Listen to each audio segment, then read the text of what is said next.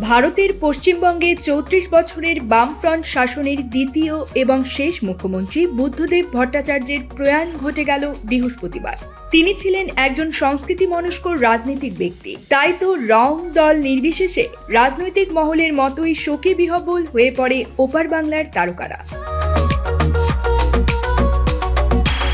লাল সালামে কমরেডকে বিদায় জানিয়েছেন তারা। শুক্রবার বুদ্ধদেব ভট্টাচার্যকে শ্রদ্ধা জানাতে গিয়ে জনজোয়ারে ভাসলেন টলিউড অভিনেত্রী ঋতুপর্ণা সেনগুপ্ত। দলে দলে লোক এদিন জমায়েত হয়েছিল। তা দেখে নায়িকার অভিমত, মানুষের মনে আলাদা জায়গা না থাকলে এই ঘটনা ঘটে না। সদ্য প্রয়াত প্রাক্তন মুখ্যমন্ত্রীকে স্মরণ করে ভারতীয় গণমাধ্যমকে তিনি বলেন, আমি যখন পৌঁছেছি তখন আলিমুদ্দিন স্ট্রিটে দলীয় অফিসের কার্যালয় থেকে দেহ নীলরতন সরকার হাসপাতালে টিকে নেওয়া হচ্ছে। আমার জন্য সব বাহির শক্ট কয়েক মুহূর্তের জন্য থামানো হয়েছিল।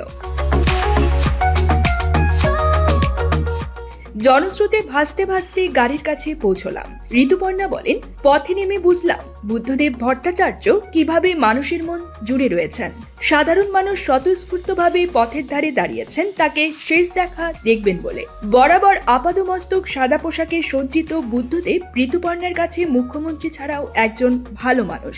অভিনেত্রীর মতে মৃত্যুর পরেও তাই বুদ্ধদেব ভট্টাচার্যের সুন্দর চেতনার প্রকাশ ঘটেছে দেহদানের মাধ্যমে।